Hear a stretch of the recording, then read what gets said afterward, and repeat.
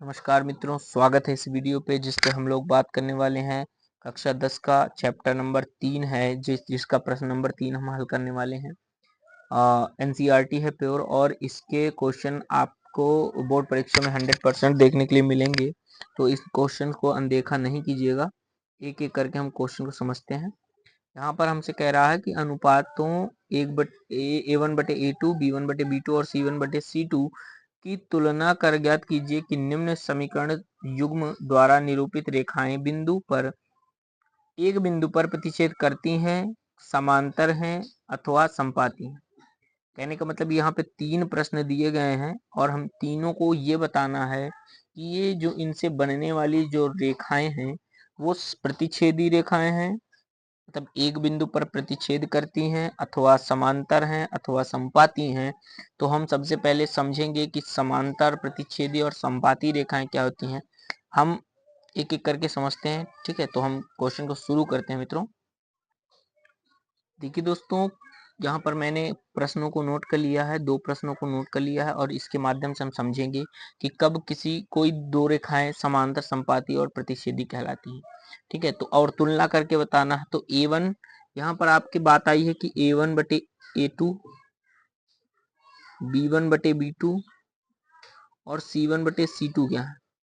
तो मित्रों आप देख सकते हैं किसी भी समीकरण का जो व्यापक रूप होता है वो होता है 2 चर वाले रैखिक समीकरण का, तो ये होता है AX + BY + C = 0। अब चूंकि यहाँ पे हमें 2 समीकरण पढ़ने हैं तो हमें 2 बार लिखना पड़ेगा ये चीज, ठीक है। और दोनों ही स्थितियों में आप अगर तुलना करोगे दोनों में, तो x की जगह x लिखा है लेकिन a की जगह 5 लिखा है। यहाँ y की जगह y लिखा है लेकिन b की जगह 4 लिखा है, c की जगह 8 लिखा है, ठीक है। नीचे वाले में देखिए x की जगह तो x लिखा है लेकिन इस बार a की जगह 7 लिखा है और y की जगह y है, b की जगह 6 लिखा है, इस बार c की जगह 9 लिखा है। इसका मतलब कि जो चर है वो दोनों में सेम है, दोनों समीकरण में। और ए बी सी ऊपर वाले में, ए बी सी नीचे वाले में, दोनों के मान बदल रहे हैं। तो इसलिए हम इसको A1x B1y C1 बोल देते हैं और इसके A2x B2y और C2 बोल देते हैं, क्योंकि दोनों ही समीकरण में इस तरह के जो भी समीकरण दिखेंगे आपको, उसमें आपको देखने को मिलेगा कि x की जगह x रहेगा, y की जगह y रहेगा, लेकिन ए बी सी यानी कि x का गुणांक, y का गुणांक और इसको अचर पद कहते हैं, अचर पद दोनों के अलग अलग रहेंगे, ठीक है। तो इसलिए उसने A1/A2, B1/B2 और C1/C2 कहा है, ठीक है। अब हम एक एक करके चेक करते हैं, ठीक है। तो हम सबसे पहले A1/A2 करेंगे। यहाँ से हम पहचानना सीख जाते हैं।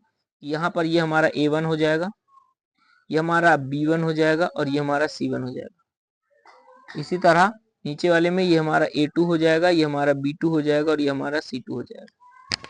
अब हम तुलना करते हैं। तो सबसे पहले हमें A1/A2 निकालना है। A1/A2 देखिए, ये हमारे पास आ जाता है 5। A1 हमारे पास 5 है, A2 हमारे पास में 7 है। अब हम B1/B2 निकालते हैं। B1 हमारे पास -4 है और B2 हमारे पास में प्लस का 6 है। और इसको हल करोगे तो हो जाएगा -2/3 आ जाएगा, ठीक। अब हमें C1/C2 ज्ञात करना है। तो C1/C2 क्या हो जाएगा, C1/C2 यहाँ पे हो जाएगा, C1 हमारे पास 8 है, C2 हमारे पास -9 है, ठीक। तो यहाँ पर आप देख सकते हैं कि हमने A1/A2, B1/B2 और C1/C2 तीनों को निकाल लिया। अब हम इनसे कैसे ज्ञात करेंगे कि समांतर रेखाएं हैं कि प्रतिच्छेदी रेखाएं कि संपाती रेखाएं। तो उसके लिए समझिए कि किसी भी प्रश्न में अगर आप निकालते हैं A1/A2, B1/B2, C1/C2, तो अगर A1/A2 बराबर नहीं है, सॉरी A1/A2 बराबर नहीं है B1/B2 के, तो रेखाएं जो होंगी वो प्रतिच्छेदी होंगी। और यदि A1/A2 बराबर है B1/B2 के, तो हम आगे भी चेक कर लेंगे कि C1/C2 तो बराबर नहीं है। और कभी ऐसी स्थिति निकल आए कि ये दोनों बराबर हैं लेकिन ये तीसरा वाला बराबर ना हो, तो उस स्थिति में रेखाएं जो होंगी वो होंगी समांतर। और यदि तीनों ही बराबर हो जाए A1/A2 बराबर b1 बटे b2 बराबर c1 बटे c2, तो उस स्थिति में रेखाएं जो होंगी वो समपाती होंगी, समपाती होंगी। और अगर प्रतिच्छेदी रेखाएं हैं तो इसका एक हल निकलेगा, और यदि समांतर है तो कोई हल नहीं निकलेगा, और अगर समपाती है तो अनेक हल निकलेंगे। तो इस बात का आपको ध्यान रखना, ठीक है। तो इसी कंडीशन को हम अप्लाई करते हैं। आप यहाँ देख सकते हो कि a1 बटे a2 हमारे पास 5 बटे 7 है, लेकिन b1 बटे b2 हमारे पास में -2 बटे 3 आ गया।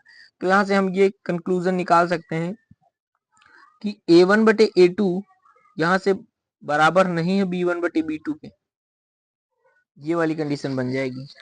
a1 बटे a2 बराबर नहीं है b1 बटे b2 के, तो ये रेखाएं प्रतिच्छेदी होंगी। तो इसका एक हल होगा। हमसे क्या पूछ रहा है कि कौन कौन सी प्रतिच्छेदी होंगी, तो ये अतः दी गई रेखाएं, अतः दी गई रेखाएं प्रतिच्छेदी होंगी।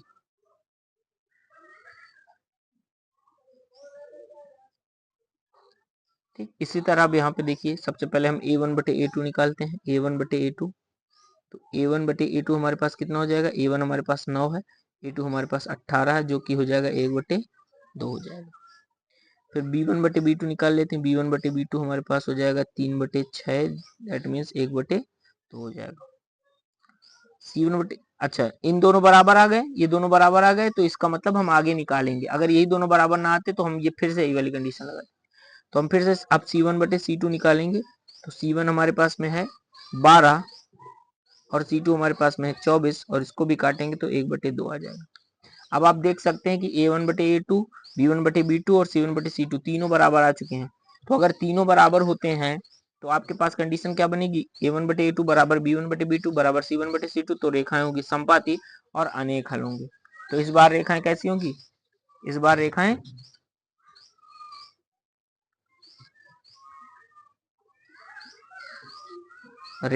समपाती होंगी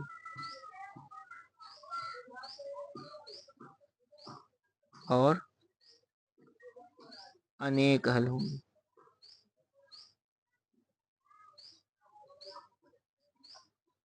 ठीक है, वैसे रेखाएं जो समांतर होती हैं वो कुछ इस तरह से होती हैं, जिनके बीच की दूरी बराबर होती है। प्रतिच्छेदी जो होती हैं वो एक बिंदु पर कट करती हैं, तो इसमें कोई भी यहाँ पे हल क्या होता है, कटान बिंदु, जो भी प्रतिच्छेद जितनी जगह करेगी वो उतने उसके हल होंगे। यहाँ पर एक भी जगह प्रतिच्छेद नहीं करेगी तो कोई हल नहीं होगा। यहाँ पर एक जगह कट करेगी तो एक हल होगा। और यहाँ पर देखिए संपाती क्या होती है, संपाती का मतलब एक रेखा के ऊपर ही दूसरी रेखा, तो यहाँ पे हर पॉइंट पर टच करेंगी, इसका मतलब अनेक हल होंगे, तो अनेक हल होंगे। तो इस स्थिति में ये रेखाएं होती हैं। जब आप ग्राफ में बनाओगे तो इसको समझ में आएगा। तो मेरे ख्याल से 2 क्वेश्चन से आपको इतना तो क्लियर हो गया होगा कि किसी भी समीकरण को कैसे पता करोगे कि रेखाएं समांतर हैं कि प्रतिच्छेदी हैं कि संपाती हैं। ठीक है, तो तब तक के लिए ऑल द बेस्ट।